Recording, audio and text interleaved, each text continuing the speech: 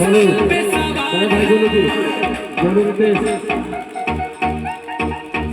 तेरी बटन है और स्किन है, मेरे लिए बोलो क्या सिग्नल ग्रीन है।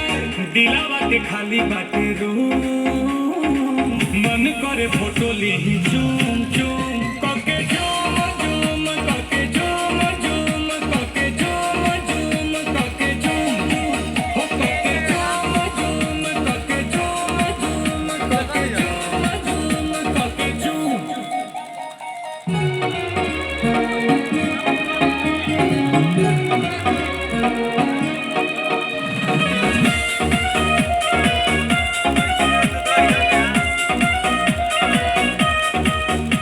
वो मीठी मीठी बातें गजब की मुलाकातें, वो याद आती है रात जाने जा।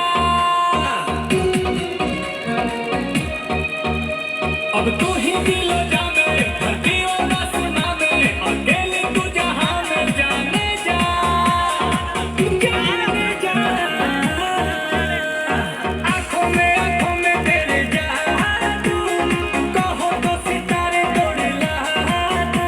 ओ देखो ही में लगे लो मासूम, तोहरे ला करो तानी घूम घूम कके झूम झूम कके झूम झूम, ताहर फोटो हम देखी कके झूम ता जला झूम झूम जला झूम झूम कके देखिए के मन जला झूम।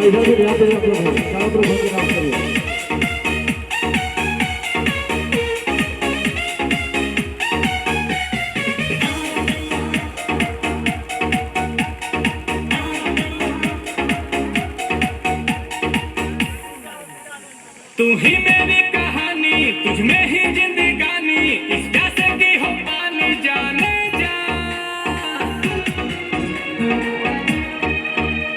ये दिल तेरा दीवाना, तू मेरा ही ठिकाना, मौसम है आशिकाना जाने जा जाने जा। सांसों में तू बसी है, लबों पे मेरे तू ही हंसी है। गुची के लगा के परफ्यूम, फिगर ब्लास्ट करे।